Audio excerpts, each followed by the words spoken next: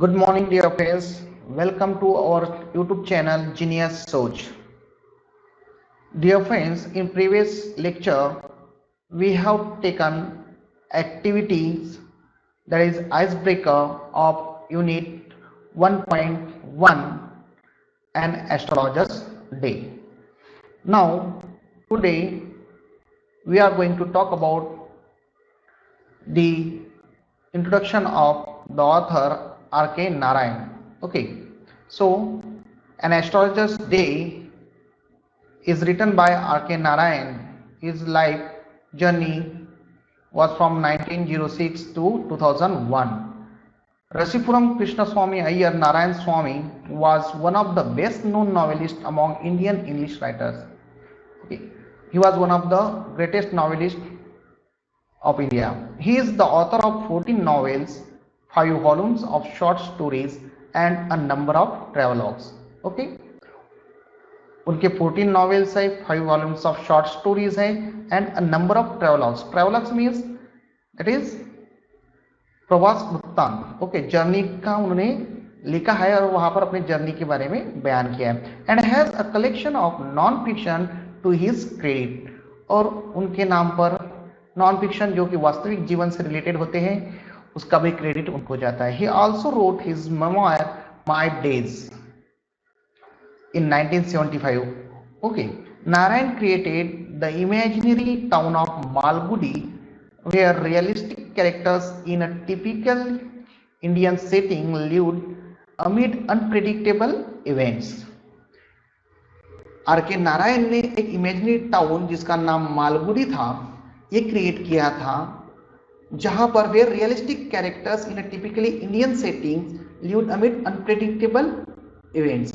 Okay, मतलब वहां पर इस प्रकार से ओरिजिनल कैरेक्टर्स भारत के, भारतीय जीवन शैली के, भारतीय समाज के उन्होंने डिक्टो एग्जैक्ट कॉपी ऑफ पीपल उन्होंने प्रेडिक्ट की थी और उनकी जीवन का चरित्रण वहां पर किया था. His stories are grounded in compassionate humanism and celebrated the humour and energy of ordinary life. उनकी स्टोरीज में हमेशा एक जमीन से जुड़ा हुआ स्टोरीज थी एंड संवेदनात्मक ह्यूमनिज्म, मानवतावाद उनके स्टोरीज में, उनके कहानियों में दिखा. And humour and celebrated the humour and energy of ordinary life. मतलब एक सादी लाइफ में, एक सादगी भरी लाइफ में भी किस प्रकार से हास्य होता है और उन्होंने जिंदगी की सादगी भरी जीवन के हर एक बारकाइयों को, कठिनाइयों को वहां पर चित्रित किया था. His stories are characterized by a simple style and subtle humor. उनकी कहानियां हमेशा एक सादे स्टाइल, उनका लिखान का स्टाइल बहुत ही सादगी भरा था और उनका जो ह्यूमर था, वहां पर हास्य व्यंग्य था, वो एक तल के प्रति का था, मतलब स्मित था. दोस्तों, आर के नारायण ने जो मालगुडी डेज लिखा था वो दूरदर्शन पर भी प्रस्तुत हुई और काफी फेमस हुई. Narayan was introduced to American readers in 1952 by the Michigan State University Press. These include Swamy and Friends, The Bachelor of Arts in 1937, The Dark Room written in 1938, An Astrologer's Day and Other Story 1947, Mr. Sampath 1949, The Financial Expert 1954, and Waiting for the Mahatma in 1955, The Guide 1958, and many other books were greatly recognized by the people in India and in abroad as well. His novel The Guide won him the Sahitya Academy Award in 1961. उनकी जो novel थी, उपन्यास थी the guide, जिस पर एक film भी चित्रित की गई थी जिसमें देव आनंद और वहीदा रहमान जी ने वर्क किया था. काफी क्लासिकल मूवी थी और उसके गाने काफी खूबसूरत थे. Won him the Sahitya Academy Award in 1961, the most coveted literary honor in India. His writing is distinguished by humor and unoffending irony. मतलब किसी को भी तकलीफ न देते हुए, किसी का भी मजाक न उड़ाते हुए वो हास्य व्यंग करते थे। A unique Indianness and a simplicity which is utterly charming and authentic. उनके लिखान में, उनके राइटिंग में एक अपनापन था, एक इंडियननेस, एक भारतीयत्व था, एंड सिंप्लिसिटी, सादगी भरा लिखान था, जिससे कि कोई भी रीडर उनकी तरफ अट्रैक्ट होता था, और उनकी जो भी कई भी शो की हुई लिखी हुई बातें थी वो ऑथेंटिक थी, वो पूरे जीवन के चित्र पर हुबेहूब लागू होती थी। Narayan typically portrays the peculiarities of human relationship and the ironies of Indian daily life। R K Narayan ने अपने कैरेक्टर्स में इंसानी रिश्तों की खासियत और व्यंग और उपहास, जो कि हमारे डेली जीवन में होता है, दैनंदिन जीवन का उपहास और दैनंदिन जीवन की कठिनाइयाँ और परेशानियों को बखूबी से अपने कैरेक्टर्स में उतारा है। His style is graceful, marked by genial humour, elegance and simplicity. उनका लिखन का स्टाइल काफी ग्रेसफुल था, मोहक था, रम्य था और सादगी भरा था। इसी कारण are K Narayan was considered as is considered as one of the greatest novelists of India. So let's see what he has written in unit number section 1.1, an astrologer's day. Okay, so let's start. An astrologer's day. Punctually at midday, he opened his bag and spread out his professional equipment, which consisted of a dozen cowrie shells, a square piece of cloth with obscure mystic charts on it, a notebook, and a bundle of Palmyra writing. हर दिन के समान आज भी ठीक मध्याह्न में उसने अपनी बैग खोली और spread out his professional equipment, और अपने व्यावसायिक उपकरणों को उन्होंने वहां पर फैलाना शुरू कर दिया। Which consisted of a dozen cowrie shells, dozen of मतलब उसमें कुछ कवरी शेल्स थी जो किसी एनिमल से बनी हुई होती है। A square piece of cloth with obscure mystic charts on it, और एक कपड़े का, एक स्क्वायर कपड़े का टुकड़ा था जिस पर एक obscure mystic means very difficult to understand, रहस्यमयी, जो समझने के लिए काफी कठिन था, ऐसी कुछ चीजें उतारी हुई थी। अ नोटबुक, पुराना एक notebook, and a bundle of palmyra writing. Okay, so palmyra writing जो पाम ट्री का एक पेड़ होते थे, उनके पत्तों पर लिखा हुआ एक ओल्ड एंशियंट पेज था, जो ओल्ड लैंग्वेज में, ओल्ड स्क्रिप्ट में लिखा गया था। His forehead was resplendent with sacred ash and vermilion. Okay, उस व्यक्ति का माथा पवित्र राख और सिंदूर, वर्मिलियन मीन सिंदूर से चमक उठा था, इंप्रेसिव लग रहा था, वो चमक रहा था। And his eyes sparkled with a sharp abnormal gleam which was really an outcome of a continual searching look for customers. और उसका माथा और उसकी आंखों में एक चमक थी, चमक रहे थे उसकी आंखें, और एक एबनॉर्मल ग्लीम, चमक थी उनकी आंखों में, जो कि वो किसके कारण था? वो कारण था क्योंकि उसकी आंखें हमेशा अपने कस्टमर्स के लिए खोजती थी। लेकिन but which his simple clients took to be a prophetic light and felt comforted. लेकिन उसके ग्राहकों को ये नहीं पता था कि इसकी आंखों में ये चमक कैसे, उन्हें लगता था कि ये जो चमक है उसकी आंखों में, ये एक दैवीय चमक है, और उन्हें लगता था कि इस व्यक्ति के आंखों में अगर इतना तेज है तो ये जरूर कुछ अच्छा जानता होगा, और इससे बात करने से उनकी दुख परेशानियां दूर होगी। The power of his eyes was considerably enhanced by their position placed as they were between the painted forehead and the dark whiskers which streamed down his cheeks. और उसके आंखों की ये जो चमक थी, ये जो तेज था, वो और भी बढ़ रहा था। किस कारण? क्योंकि उसकी आंखें ऐसी जगह पर प्लेस थी as they were between the painted forehead, उसका जो फोरहेड, उसका माथा, ललाट था, वो सिंदूर से पुता हुआ था, भभूत से पुता हुआ था। Okay, and the dark whiskers, उसकी जो कानों की कलियां जो होती है, ऐसे वहां से मूंछ आई थी उसके गालों तक, stream down his cheeks, even a half wit's eyes. और इस लुक से अगर ऐसा किसी का लुक होता तो even a half wit's eyes would sparkle in such a setting, मतलब इस प्रकार का अगर किसी का चेहरे का अपीयरेंस होगा तो जो मंद बुद्धि, हाफ विट्स मींस मंद बुद्धि व्यक्ति होगा, उसकी भी आईज में, उसकी भी आंखों में यही चमक देखने को मिलेगी। To crown the effect he wound a saffron colored turban around his head। इन सभी चीजों के, इस सभी अपीयरेंस के बावजूद भी, टू क्राउन द इफेक्ट मतलब सोने पे सुहागा जिसे बोलते हैं, और अच्छी बात और एक अच्छी जोड़ के लिए, अच्छी चीज और अच्छा इंप्रेशन जमाने के लिए, the effect he wound a saffron colour turban, एक केसरिया कलर का, गेरुआ कलर का उसने पगड़ी अपने मस्तिष्क में बांध रखी थी। This colour scheme never fail. दोस्तों, जो केसरिया कलर का, कहने का मतलब this colour scheme never fail, मतलब जब ये सब चीजें आपके सब में चेहरे पे ललाट और लंबी लंबी दाढ़ी, मूछे और माथे पे सिंदूर और भभूत लगी हुई है और आपके माथे पर सैफरन कलर की टर्बन होती है, तो आपकी व्यक्तित्व ऐसा ही इंप्रेसिव बन जाता है, आपकी चमक, आप एक दैवीय व्यक्ति बन जाते हैं। Because this colour scheme never fail, ये कलर की वो बात ही हमारे इंडिया में पर्टिकुलरली ये कलर को काफी, because this colour symbolizes the sannyasis, the sadhus, the mahatmas. Okay, this color scheme never failed. People were attracted to him as bees are attracted to cosmos or dahlia stalks.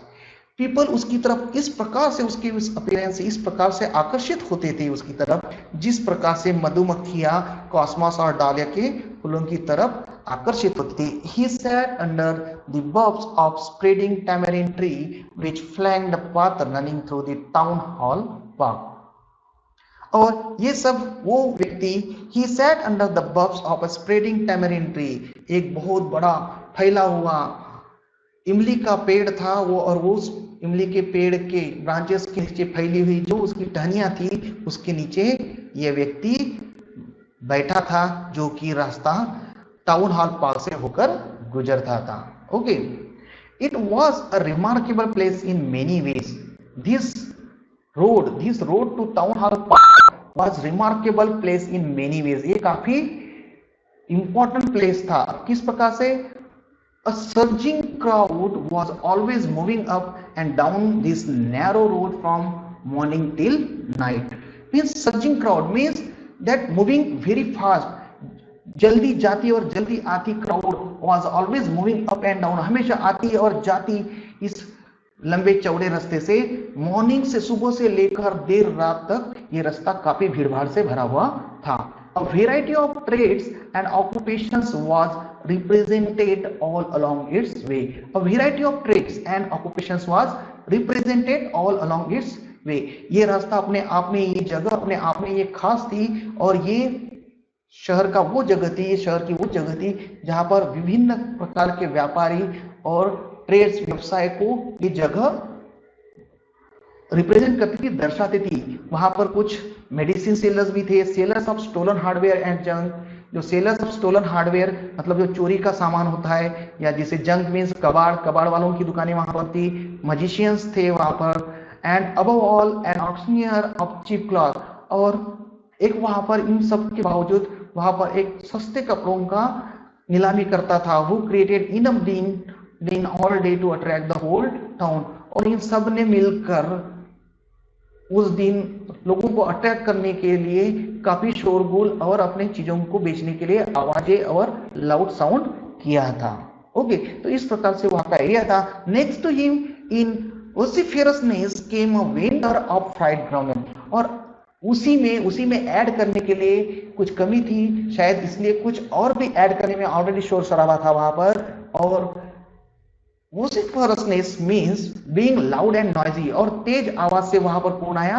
एक fried groundnut, a vendor of fried groundnut. Okay, भुंजी हुई मूंगफली बेचने वाला वहां पर आया। Who gave his ware a fancy name each day.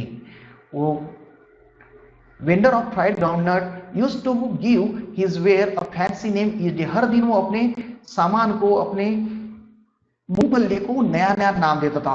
Calling it Bombay ice cream one day and on the next daily almond. कभी अपने चीज को, अपने सामान को वो बॉम्बे की आइसक्रीम कहलाता था, तो दूसरे दिन वो दिल्ली की बादाम कहता था। And on the third Raja's delicacy, राजा की नाजुकता, सुंदरता, एंड इस प्रकार से वो अपनी चीजों को बेचा करता था। And so on and so forth, इस प्रकार से उसका काम चलता था। And people flock to him, और लोग उसकी तरफ दौड़े चले आते थे। फ्लॉक टू हिम ग्रुप में आते थे। And a considerable portion of this crowd dallied before the astrologer too. Means dear friends, देखिए, a considerable portion of this crowd, और जो ये पोर्शन मतलब क्राउड जो आती थी उस फ्राइड ग्राउंडनट मूंगफली वाले के पास में, dallied before the astrologers too. Dallied means wasting time, waste time just hanging around, मतलब जब हम दुकान वाले के पास में होते हैं और हमारा नंबर आने को होता है तो हम वहां पर ही इधर उधर देखते रहते हैं। तो उसी प्रकार से जो वहां पर टहलते थे लोग, वो एस्ट्रोलॉजर के पास में भी आते थे। The astrologer transacted his business by the light of a flare which crackled and smote up above the groundnut heap nearby. Astrologer ने अपना बिजनेस, उसका जो व्यवसाय था, इस business by the light of flare which cracked and smoked up about the groundnut heap nearby. जो groundnut vendor था उसके हीप पर, जो ग्राउंडनट की जो मूंगफलियों के ढीक पर जो लकड़ी लगाता है, उसमें आग जलाता है, और उसके पास में एक दिया होता है, उसी दिए और उसी आग के भरोसे पर, उसी के साथ में ये एस्ट्रोलॉजर उसी के लाइट के भरोसे ये इसने अपनी दुकान डाली थी। हम बात करें एस्ट्रोलॉजर की, ओके, जिसने कि टाउन हॉल पार्क में इमली के पेड़ के नीचे अपनी दुकान लगाई थी with his business, that is the professional equipments. Okay, so groundnut heap nearby. Okay, then half the enchantment of the place was due to the fact that it did not have the benefit of municipal lighting. और half of the enchantment means magical effect or the charm. और ये जब समय था, जो शाम का समय था, और ये लाइट का लोगों का भीड़ होना, और वहां पर इसकी खुद की दुकान में लाइट का न होना, और ये दूसरे की दुकान से, मूंगफली वाले की दुकान से के लाइट के भरोसे इसने अपनी दुकान डालना, और हाफ ऑफ द इंचमेंट, और ये सब मौसम, ये जो माहौल था एकदम काफी अच्छा था एस्ट्रोलॉजर के लिए। क्यों? क्योंकि half of the enchantment of the place was due to the fact that it did not have the benefit of municipal lighting. मतलब नगर परिषद की, महानगर पालिका का जो लाइटिंग की व्यवस्था उस एरिया में, टाउन हॉल पार्क में नहीं थी, और इसी के कारण उस जगह की और उस समय की गरिमा और एस्ट्रोलॉजर के लिए काफी अच्छा माहौल था। The place was lit up by shop lights, वो जगह सिर्फ दुकानों की लाइट से ही प्रकाशमान थी। वन और two had hissing gas lights, ये क्या, दो दुकानदारों के पास में जो पुराने जमाने में गैस लाइट्स आते थे, गैस आते थे जिसमें हवा मारते थे और लोग कंधों पर उसको लेके जाते थे, और उसका जो मेंटल होता था उसका आवाज आता था। आजकल वो बंद हो गए।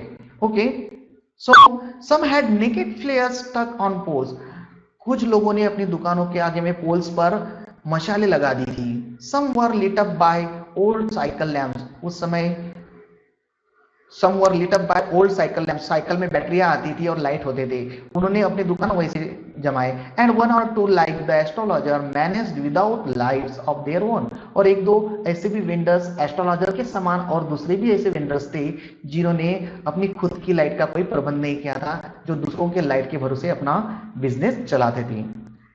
It was a bewildering crisscross of light rays and moving shadows, और ये जो वहां पर रास्ते से लोग आते थे, जाते थे, और लोग इस दुकान की उस दुकान की रोशनी से जो शैडोज क्रिएट होती थी, कभी लाइट आती थी, कभी वहां पर शैडो आ जाते थे, ये जो क्रिस क्रॉस होता था, okay, light rays and moving shadows, इससे टोटल कंफ्यूज क्रिएट हो रहा था। And this suited the astrologer very well, और ये माहौल जो था ये एस्ट्रोलॉजर के लिए काफी अच्छा था। This situation was suiting the astrologer very well for the simple reason that he had not in the least intended to be an astrologer when he began life. और एस्ट्रोलॉजर के लिए ये काफी अच्छा समय था, अच्छा माहौल था। क्यों? क्योंकि उसे एस्ट्रोनॉमी के बारे में कुछ भी नहीं पता था, for the simple reason that he had not in the list intended to be an astrologer when he began life. जब उसने अपनी जिंदगी की शुरुआत की तब उसने एस्ट्रोलॉजर होने का कोई भी ख्याल उसके मन में नहीं था। And he knew no more of what was going to happen to others than he knew what was going to happen to himself next time. और वो उतना ही अनभिज्ञ था जितने की दूसरे लोग थे कि आज क्या होने वाला है। And he knew no more of what was going to happen to others. वो दूसरों के बारे में, दूसरों की जिंदगी में क्या होने वाला है, उसको इस बारे में कुछ भी नहीं पता था, क्योंकि उसे खुद ही ये नहीं पता था कि अगले क्षण में, नेक्स्ट मिनट में उसके साथ उसकी जिंदगी में क्या होने वाला है। He was as much a stranger to the stars as were his innocent customers. So dear friends, यहाँ पर हमें एस्ट्रोनॉमर्स की बात पता चल रही है कि that he was as much as a stranger, मतलब वो अनजान था, तारों के लिए वो उतना ही अनजान था जितना कि उसके कस्टमर्स इनोसेंट थे, तारों के बारे में और ग्रहों के बारे में कुछ भी नहीं जानते थे। एंड सेम हालत, सेम नॉलेज इस एस्ट्रोनॉमर का भी था। It he said things which pleased and astonished everyone. फिर भी इसके बावजूद भी, उसको कुछ नॉलेज ना होने के बावजूद भी वो कुछ ऐसी चीजें बोलता था, कहता था जिससे कि उसके कस्टमर्स सरप्राइज, चकित हो जाते थे। Astonished everyone that was more a matter of study, practice and shrewd guesswork. ये वो एस्ट्रोनॉमर किस तरह से करता था? It is a matter of study, ये पढ़ाई का, ध्यान का, संशोधन का विषय है, प्रैक्टिस का विषय है। And shrewd guess work means good at judging people cleverly. Okay, so ये श्रूड गेस वर्क था कि एस्ट्रोनॉमर को लोगों को जज करना, उनको गेस करना ये आता था। All the same it was as much as an honest man's labour as any other. मतलब हम ये, हालांकि एस्ट्रोनॉमर को एस्ट्रोनॉमी का नॉलेज नहीं था, फिर भी हम ये कह सकते हैं कि वो जो कुछ भी कहता था उससे काफी लोग खुश होते थे और एक ईमानदार आदमी, वो ईमानदार आदमी की तरह वो काम करता था। And he deserve the wages he carried home at the end of a day. और जो भी कमाई वो शाम के समय में अपने घर लेके जाता था वो उसके लिए डिजर्व करता था, वो उसकी मेहनत की कमाई थी। Okay, so let's see, dear friends, I hope you have understood the story. He had left his village without any previous thought or plan. उसने अपने गांव को किसी भी पूर्व सूचना के या पूर्व अनुमान के छोड़ा था, उसके मन में कोई ऐसी आइडिया नहीं थी। If he had continued there, he would have carried on the work of his forefathers. अगर वो गांव में रहता तो उसे आज भी अपने फोरफादर्स के काम करने पड़ते थे। अब what were the forefathers work? Namely tilling the land, living, marrying and reaping in his cornfield and ancestral home. So what were the work of his forefathers? It is tilling the land means, tilling the land means land को समतल करना, living रहना, marrying शादी करना and reaping in his cornfields, okay, and ancestral home, cornfield में काम करना। But that was not to be, लेकिन वो उसके लिए था ही नहीं। He had to leave home without telling anyone. और उसको उस समय घर से निकलना पड़ा किसी को भी न बताते हुए। And he could not rest till he left it behind a couple of 100 miles. और वो तब तक, जब वो अकेले घर से बिना पूर्व सूचना के चुपचाप निकल गया, तो वो तब तक नहीं रुका दोस्तों जब तक वो 100-200 माइल्स अपने गांव से दूर आ नहीं गया। ओके, सो काफी वो दूर पहुंच चुका था। To a villager it is a great deal as if an ocean float between. और एक ग्रामीण व्यक्ति के लिए, एक गांव के व्यक्ति के लिए इतने दूर, अपने गांव से इतने दूर आना, 100-200 कोस मील दूर आना, मतलब बहुत बड़ी बात थी। जैसे कि उसके और उसके आज जो वहां पर बसा था, जिस गांव शहर में बसा था, उस शहर और उसके गांव की दूरी काफी लंबी थी, जैसे कि उनके बीच में कोई महासागर का अंतर हो। Okay, so I hope dear students you have understood it well, and in the next lecture I will continue the story. So thanks for today. If you like this video, please like, share and subscribe my channel. Thank you. Thank you.